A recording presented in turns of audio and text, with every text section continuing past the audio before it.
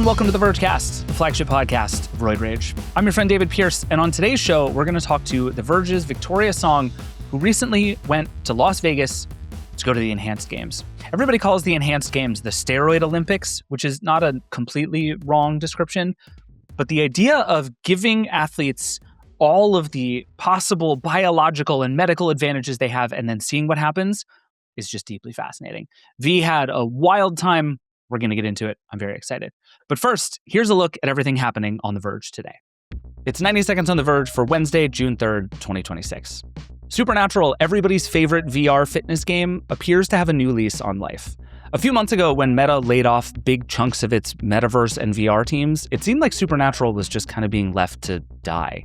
But now, my colleague Victoria Song reports that it's being spun off as an independent company called Supernatural Health.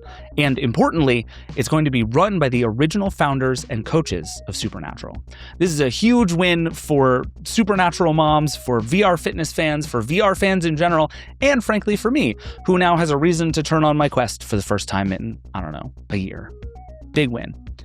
Google put out a big blog post today laying out its commitment to solving some of the water problems created by data centers. It said that it plans to replenish more water than it uses by 2030. It said it will invest in local water infrastructure where it has data centers. It says it will find other water sources, and it will just be honest and transparent about its water use. Google is just one of the companies grappling with this giant backlash against data centers, and at least in part that backlash is about water usage and these other environmental concerns. Google seems to hope that other companies will match this commitment and follow its lead here, and that this might make people feel better about having data centers in their communities. I'm not so sure any of that is going to work, and frankly, I would argue there are much bigger problems here than water usage, but we'll see. Google also published the specs and guidelines for people to make their own straps, cases, and other accessories for the new Fitbit Air, the $99 fitness tracker people are really excited about. I've already been seeing people build ways to combine the Air with a watch, so you can have a watch on top and the Air on the bottom and get the best of both worlds. Very excited to see where this little modular fitness tracker goes. I think it's going to be very cool. You can read about all of this and much more at theverge.com. That's it. That's 90 Seconds on The Verge for June 3rd. All right, now let's talk Steroid Olympics. The Verge's V Song is here. Hi, V. Hello. Back from Vegas, you survived a turn at the Enhanced Games. How are you feeling enhanced? How do you feel these days? I decided to come to this podcast as unenhanced as possible, just as a reset. Okay. So I have glasses, which I don't know if those count as an enhancement, and one of my ubiquitous smartwatches is on the charger. So this is about as unenhanced as I get. So not including the several injections you're currently getting as we record this, but we'll leave those to the side. Off screen, just I'm emotionally roided up. How's that? There we go. Yeah. That counts. Yeah. Let's get some of that out now. So let's just start at the very beginning here. What is the Enhanced Games? Where did this thing come from? Okay, so in 2023, Aaron D'Souza, a famous tech entrepreneur, basically came out and he's like, what if Olympics, but with performing enhancing drugs? Yeah. And there's a lot of think pieces at the time about what that meant for ethics in sports. Forget ethics in games, ethics in sports. Sure. And I think in 2025, they were just like, hey guys, you remember when we said pro-doping or the Steroid Olympics? Yeah, we're actually going to do it. And then last weekend, over Memorial Day weekend, the inaugural Enhanced Games happened, where about, I believe, 42 athletes, 4 of which were unenhanced and the rest of whom were doping in some shape, way, or form, got together at this makeshift stadium in what was formerly a barren lot in the backyard of the Hilton Las Vegas Resorts Hotel, got together and did some sports and tried to break a bunch of world records because the prize money was up to $1 million if they broke a world record. I'm trying to figure out how much this is a sporting event, how much this is a scientific thing. There is some honest to God science being done here, it seems, and how much of this is just a bit. to some extent, right? Like Donald Trump Jr. is a backer of this. Peter Thiel is a backer of this. There is a very specific kind of person who feels drawn to this event. And so I'm trying to figure out to what extent this idea of what if we did sports, but you were allowed to flaunt all of the rules of what you can and cannot put in your body. If you just take it at that level, as a sports fan, there's actually something really interesting about that, right? Really complicated. We should get into all the reasons that's complicated, but like this thing as an organization, if I give you the spectrum between like honest to God sporting event, grifter bit, and we'll put sort of genuine science right in the middle, where does the enhanced games actually belong, do you think? I have been mulling this over for, again, probably the roughly 48 to 72 hours since Okay. it ended. And I think the unsatisfactory answer is that there's a little bit of everything in there. So one of the things that was really striking to me is that, I've written about it before in Optimizer, but that I have this theory called the Wellness Grifter Playbook. And that's where, again, you take a broad medically true fact and you put it next to a misleading assertion. And in the process, to boost your own credibility to sell something like a supplement or whatever your silver bullet cure is, Mm-hmm. you discredit an institution or like established institutional things that the average person is supposed to trust. And at some point along the way, you profit. Okay. And the enhanced games does bits and pieces of this, but in ways that are unexpected because the institutions that they're kind of throwing shade on is not medical institutions. It's not doctors. Like throughout everything. And, we're always looking as journalists for, are they lying to us? Are they trying to pull the wool over our eyes and all of that? I spoke to the CEO, Maximilian Martin, who is a character. I spoke to their chief medical officer or like the head of their independent medical commission, Dr. Guido Pilas, who is a really respected elite sports cardiologist who has worked with both FIFA and Manchester United FC for my soccer heads out there. And Christian Angermeyer, who is a biotech entrepreneur with ties to the Trump family, Peter Thiel, and all of those people. Every single one of them has been like, don't look at what's happening in the world right now, where people are getting gray market peptides from China and injecting them into themselves irresponsibly without the medical supervision that's necessary. And I basically came at them at every single possible angle, forwards, sideways, the other sideways, upside down, diagonal, to kind of really get a sense if I felt that they didn't believe in medical supervision, and I did not get that. Interesting. I talked to several of the athletes. That's like, and these are elite athletes, mostly past their prime, but we're talking Olympic medal winners, James Magnuson, Benjamin Proud. There were so many there.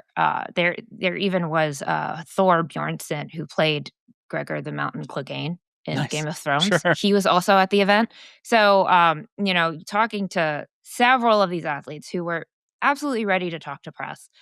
All of them were just like, no, we worked with doctors. We really care about the science. And there is an affiliated institutional review board approved clinical study that is not done yet because it will take 5 years for this study to be complete.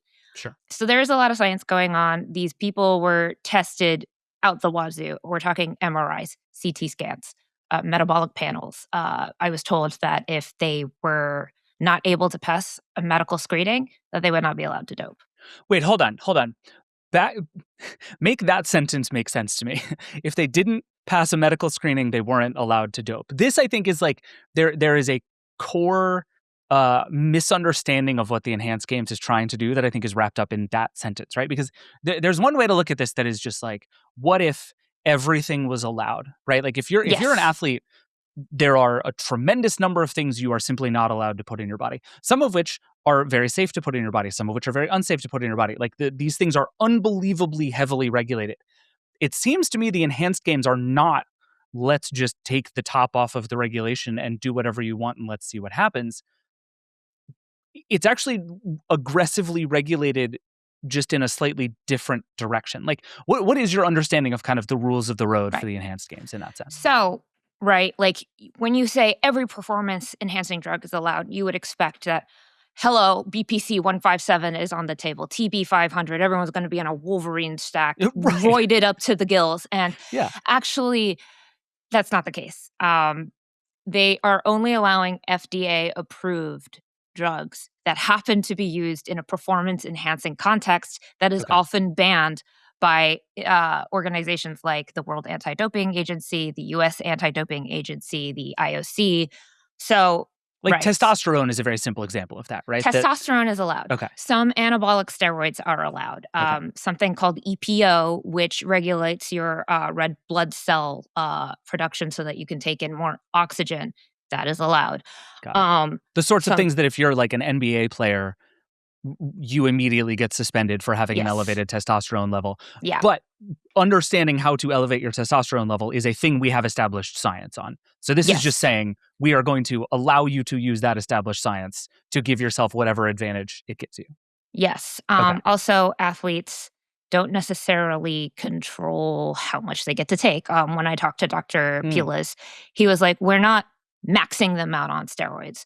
There is a specific period of time that they are allowed to dope under close medical supervision. They have to be healthy enough to dope. So let's say if they had, their markers were showing that they could be put at health risks, they would not be allowed to take a certain amounts. And the amounts that they're taking, they're not like, let's go maximum. Yeah. Right. It's more like they're allowed to take a certain amount. And then they'll work with their coaches and they'll work with the doctors to see if it's making an improvement. And some of the examples that were given were like in a trial run that they did of this last year. And you can see before and after pictures of James Magnuson, where what he looked like when he was an Olympic athlete, winning 3 Olympic gold medals. He looks like a typical swimmer, very lithe, very swimmerly. And then what he looked like when he first started enhancements. And it was a little more broad what he was taking at that time. And the man, let's just say he's bulging. You can see his veins from Jupiter.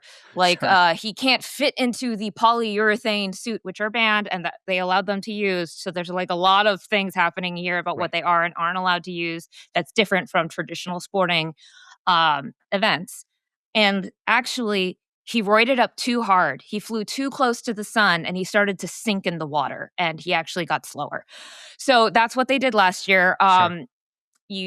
When I saw what James Magnuson looked like this time, he was still kind of like, hoorah, bigger than he was during his prime, but not as like frightening to look at. I mean, I could still see his veins and his veins popping from underneath his Whoop band, but because he was wearing a Whoop band, that's in my notes. But he was not like the Hulk, which is what he was last year. And, that was something Dr. Pilas told me, that they saw that several athletes were actually responding a little too well to the testosterone and bulking up a little too heavily so that they dialed them back. But like at the games itself, it's not that every athlete was actually forced to dope. Of the 42 athletes, 4 decided to compete unenhanced. Mm-hmm. So they are clean and they did that for various reasons. But a lot of it was so that they could compete in the Olympics. They have Olympic aspirations. And if you dope, you're basically, because these other professional sporting leagues are just like, well, if you go to the enhanced games, guess what? You're banned. You can't compete with clean athletes. There were, we were told by Enhanced that there actually were USADA and I think the World Aquatics Association officials there testing the clean athletes to make sure that they stayed clean. Oh, interesting. And supposedly they arrived unannounced, but they were like, yeah, we support that. Please test them. Please prove that they are clean. So that was Hunter Armstrong, who was a swimmer, another swimmer whose name I am forgetting right now, but Tristan Evelyn and Fred Curley. Those were the 4 unenhanced athletes. And 3 out of 4 of them won their races over the doped athletes. I'm so torn on how to feel about the fact that the clean athletes mostly beat the crap out of the enhanced athletes, and the fact that the single greatest success came from a swimmer wearing a suit that has been banned for like 15 years. So I think like I'm always fascinated by the sort of march of illegal running shoes. Like we actually know how to make people run faster, and it's with shoes. We know how to make shoes that make people run faster, to the point where there are shoes that are banned for marathons, which is just a bananas thing to think about. it seems very clear to me that for all of the science, for all of the doping, for all of the stuff going on, maybe we actually don't have any idea how to make a person swim faster, right? And I think about like your example of James Magnuson, who like went from guy who looks like a swimmer to super yoked dude with all available science and drugs to him, and got worse. That it's like maybe we actually don't know how to enhance people in this way. But then these are largely, like you said, past their prime athletes who weren't swimming as fast as they were. And maybe, and this is, I think, a thing you heard from a bunch of the athletes, that just the fact that they were able to get in there and feel competitive again was a huge win. And that's the part of me that actually finds this whole thing sort of endearing, that it's like these athletes are, these are people who train for, all of their lives, hit this teeny tiny window of peak performance. And if we can use science and these drugs to widen that window a little bit, that there's actually something very cool about it. So I don't know, peel all of this apart for me. What do you make of the actual performance of these enhanced athletes? Do we know anything about how to enhance athletes? A lot of what we do know is kind of in the shadows, right? Okay. Because it's not allowed. But and this is such a hard thing to verify. Not every athlete who competes in the Olympics is squeaky clean. We do know, because there have been doping scandals, right? That there are some unfair advantages happening. And that's absolutely not great for the people who are honest and show up and are following the rules, right? Sure. So one of the narratives that Enhanced is peddling is like, listen, we all know everybody's doing it, right? Let's do it transparently, safely, under medical supervision. Right. This is what we call a harm reduction argument. And there are flaws to that argument right there, because, you could justify anything by saying, let's just do it transparently then. But, there is a nugget of truth there that they are hitting on. And so, like, if you can find out what the safe things are, if you can study them a little bit more, you can have theoretically, you can have a more open discussion about like, well, maybe athletes could benefit from recovery. What surprised me was that a lot of the athletes, what they said was the most notable change for them was that they recovered faster. Like they could do more efficient workouts more times in a row, instead of like doing a really hard workout and feeling like dog shit for 3 days after. A lot of these athletes, okay? So when we're talking about the metrics that we're judging this particular event by, a lot of people are like, oh, they only broke one world record. Ha ha ha ha ha. The unenhanced athletes were better than the enhanced ones. Ha ha ha ha ha ha ha. You have athletes in a very wide age range happening here, and very wide time frames of how long has it been since they retired and actually competed competitively. Like Megan Romano was one of the athletes who participated. She was the first female, I think, to agree to participate. And she was retired for 8 years before coming back. And another thing is most of them only doped for 8 weeks. So that's a very small time period for them to be doping. And again, under very close monitoring, because people are questioning how strict it was and whether some of these people were, there's a lot of questions people have, because for one, Enhance has not been great about communicating its narrative and some of the things. So a lot of journalists, we were talking amongst ourselves and being like, hey, did you know this? Did you know that? Like, that's not what was said before. This is kind of weird. And so like there's a lot of just confusion, I think, as to like what is actually happening. And also let's talk about optimizing. Let's talk about personal best performances. One of the questions that went in is like, is this a failure if you don't break a bunch of world records? And the CEO was like, no, because what also is great is if you have a bunch of athletes past their primes making personal bests. That's also a success to us. I kind of agree with that. And on that front, you had, I believe, 12 athletes past their prime who set 14 personal bests. Like, you do have people who have been retired for a long time who came back for a short period of time for this level of training, and they did set their own personal records. There were 2 races where people came very close to breaking the world record, but like were just a bit short. And I have to bring up Eliud Kipchoge here, who's a really famous marathoner, one of the all-time greats of marathon running. And there was an experiment that he did where he ran a sub 2-hour marathon. And if you're not a runner, sub 2 is just like kind of the threshold where you're just like, holy moly, sub 2, oh, Jesus Christ. And for that attempt, he had like pacers running in a V formation to stop the wind.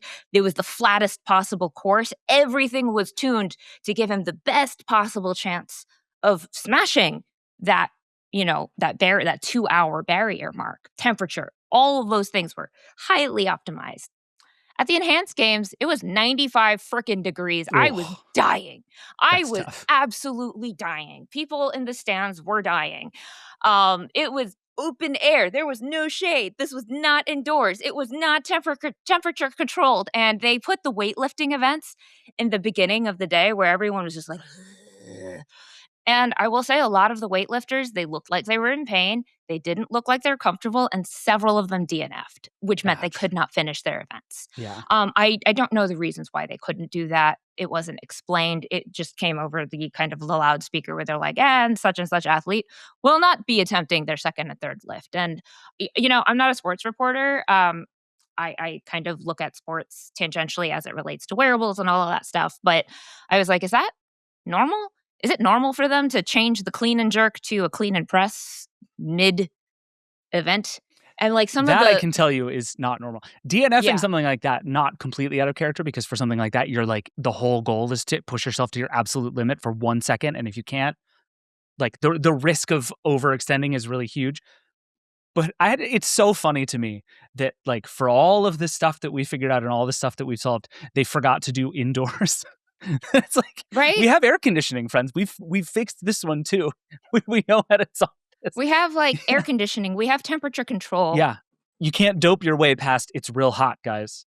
Turns out. What is your sense of the size of the ambition of this thing for the next few years? Because even the way they're talking to you about it, this like, we think it's cool that past their prime athletes are setting personal bests. That's not how you get to mainstream sports success. Nobody cares about a bunch of 42-year-old swimmers doing a good job. Like, they just don't, right? Like, either this thing is going to need to be so powerful and so impressive that it is actually a leap beyond, and we're looking at this as the enhanced games, not the old people games. This is like, there's a senior tour for golf that is like fun and cool, and it's like, oh, isn't it sweet that he's 78 and playing golf?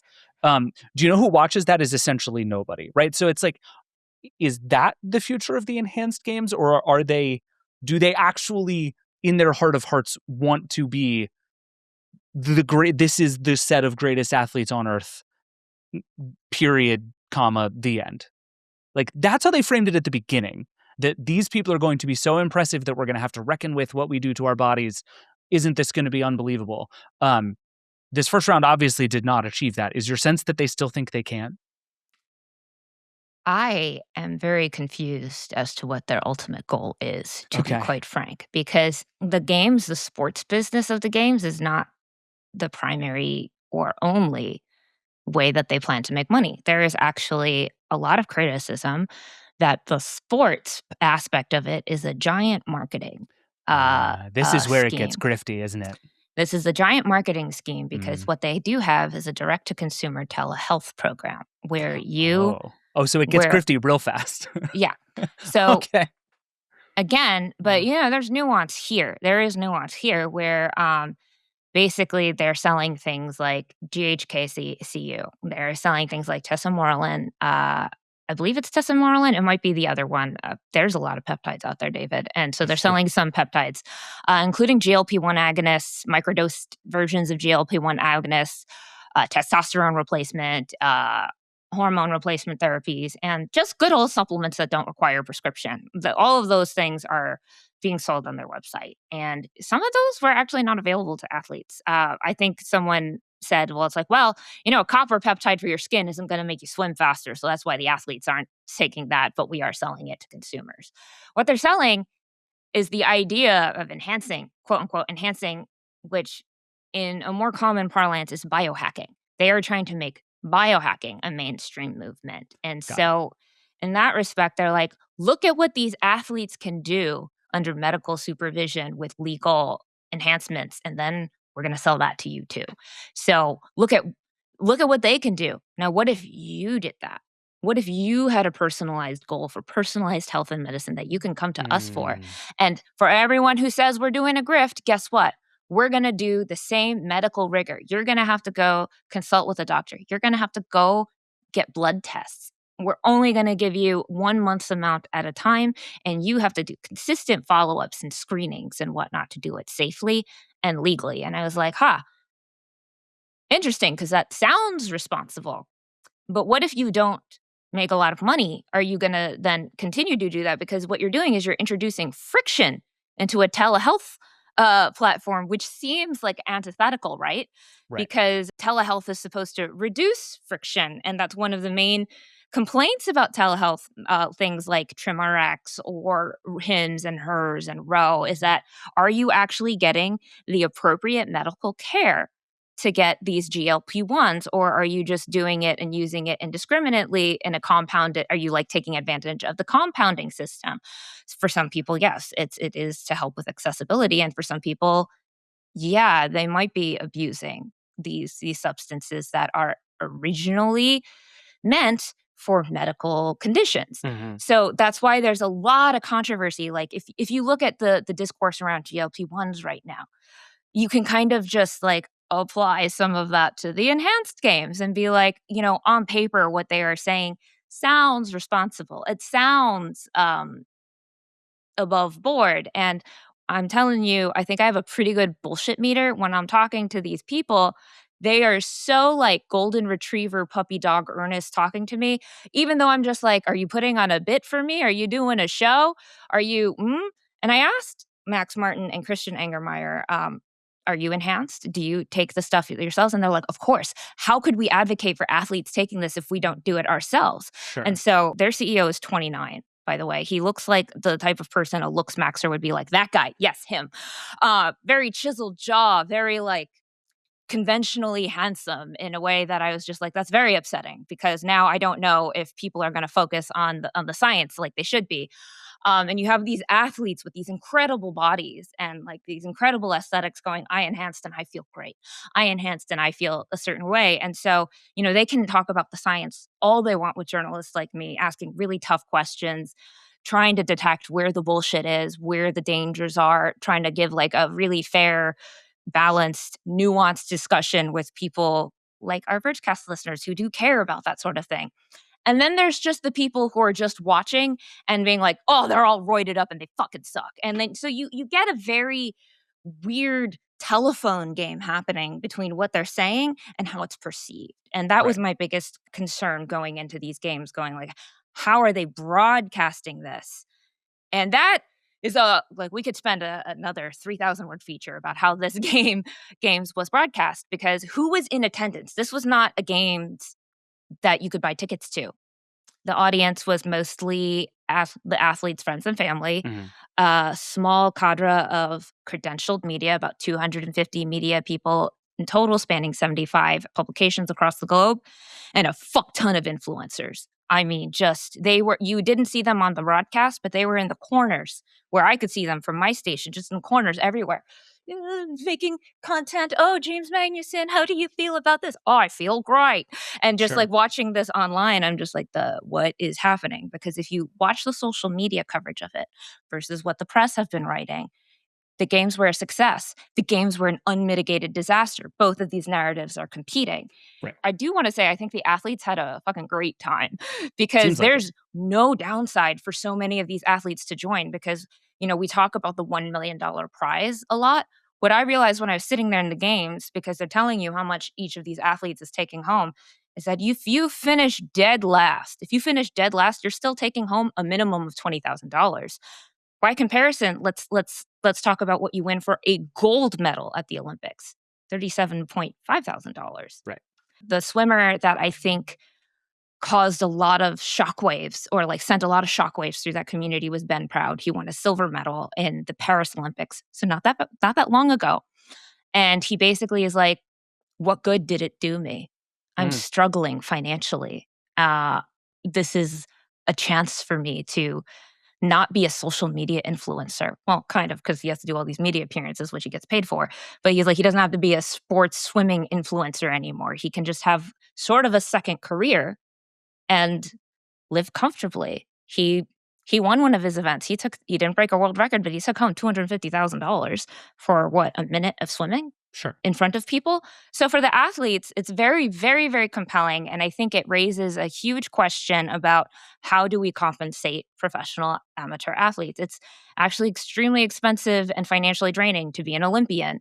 And if you don't get an endorsement deal from the Olympics, what have you put your life on the line for, right? Yeah. So I think that is a very valid and true thing that kind of lends the enhanced games a sort of credibility, even though there are a lot of things that we should be critical about, right? That's kind of the Grift playbook right there, where you're just like, oh, there's some dissonance happening here, because how do we think about those things? How are we thoughtful about those things? But again, all of that only works once. It works once, and then it works if people care. Yes. And this is the thing, I think, like, the fact that they're on a 5-year journey here is really interesting. They have to be for safety reasons, because Right. they've doped these people so that 5-year clinical study is to make sure that if side effects happen with these athletes after the fact, that it can get caught. A lot of people are saying this was a one and done stunt. Yeah. They're not saying that. The athletes are like, can't wait to do this again next year. They have plans to do it yearly. This event that I saw, they have plans to do that yearly. They said they have plans to expand into other sports like cycling, which that would be something, Sure. right? And they plan to have this direct-to-consumer business where if enough people buy into it, maybe that gambit pays off for them. At the same time, look at their stock price right now. It's gone after the initial games, partly because the coverage of it has been like, oh, you only broke one world record. And even that, we don't know if we trust that you broke the world record. But I will tell you, Christian Golomiev, who won that, he took home a $1 million check. That man is Listen, happy. I am so in favor of everybody else getting Peter Thiel's money. So that's all fine. Yeah. But like, to me, this thing has not yet remotely tipped from this is a science experiment happening in real time to like, this is in some really fascinating way sports, right? Like, this is not sports. This is shtick. And it's maybe science, but it's not yet sports. And for them to try to do the thing they want to do, I think it has to be sports. It does. I don't see it yet. But I will say they replaced the Kiss Cam with a Flex Cam, and there were hella jacked people in that audience. I'm fully in favor of a Flex Cam. It was just a lot of people going like, and I was like, oh my God. Also, when I left the event, there was this lady going, who wants sexy water? Who wants sexy water? And she just had these bottles and she's like, sexy water? And I was like, what the fuck is sexy water? And again, I was like, I need to go to my hotel room and I need to emotionally process everything I've seen. So I kind of ran away at that point. I was like, get me out of here. Get me out of Vegas. Should always run away from sexy water. If there's one thing I believe, it's that you should always run away from sexy water. Yeah. Like, no good comes of that. No good comes of sexy water. Just drink regular water. All right, V, thank you for being here.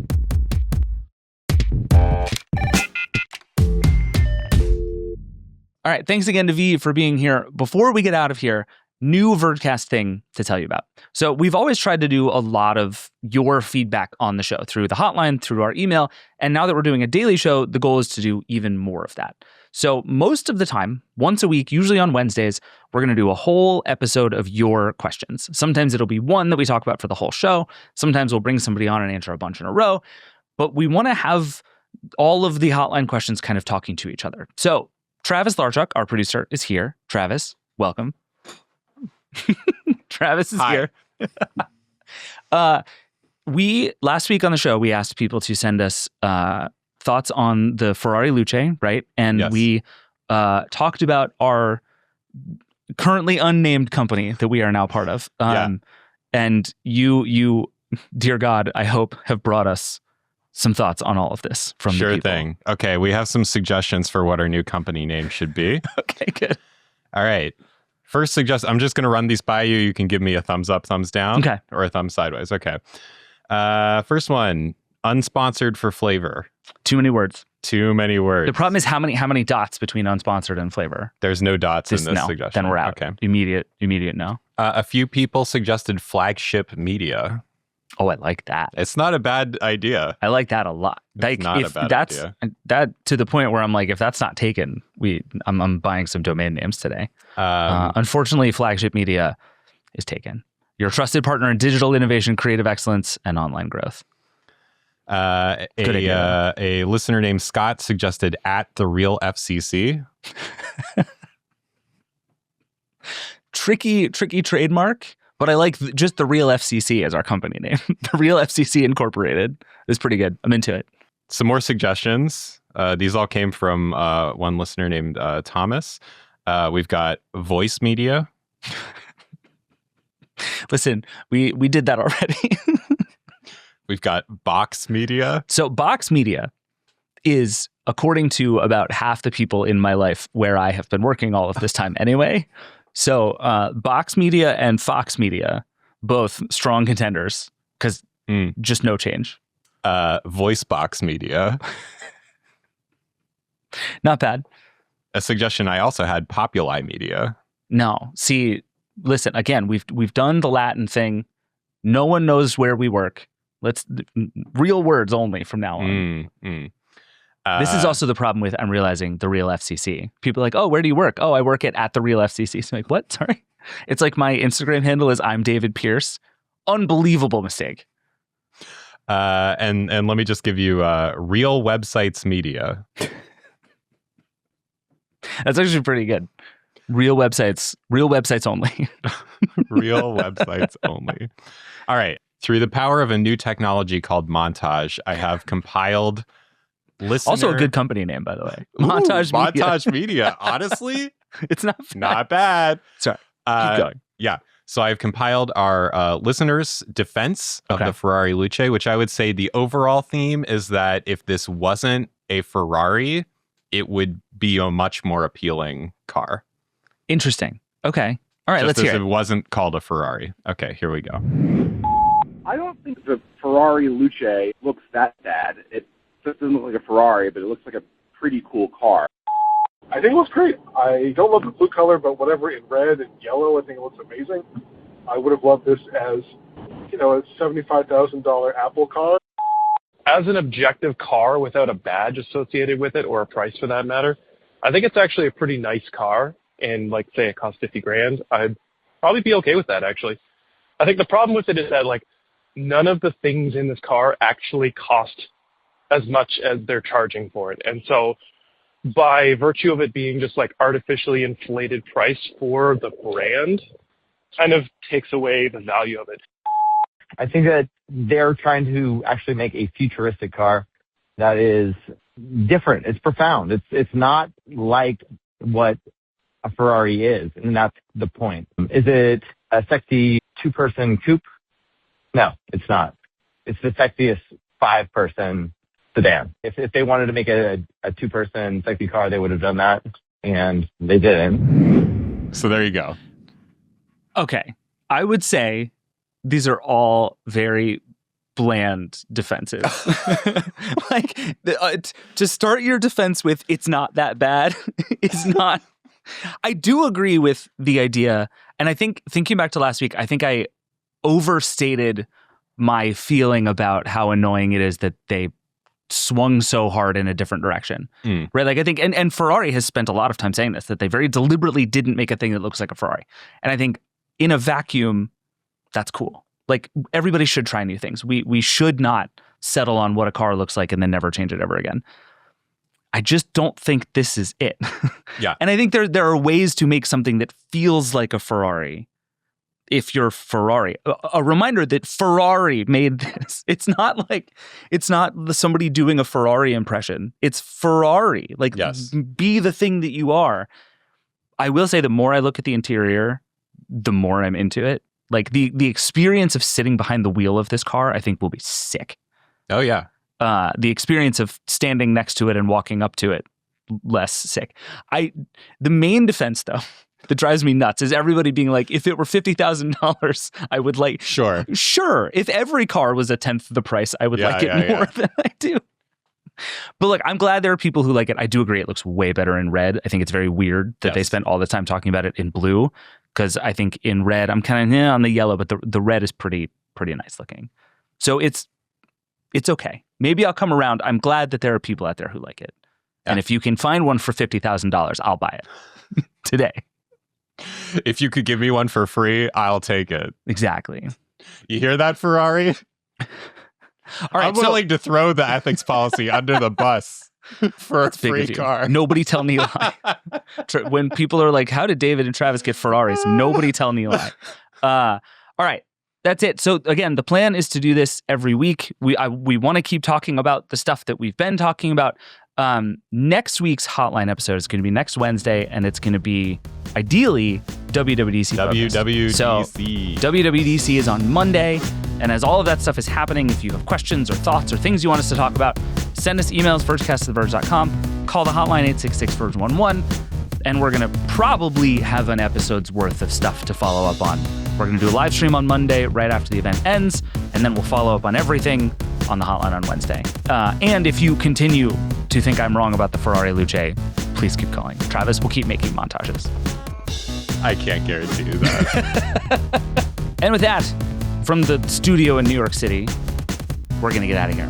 The Vergecast is a Verge production and part of the Vox Media Podcast Network. The show was produced by Eric Gomez, Brandon Kiefer, Travis Larchuk, and Aaron Locasio. We will see you tomorrow. Rock and roll.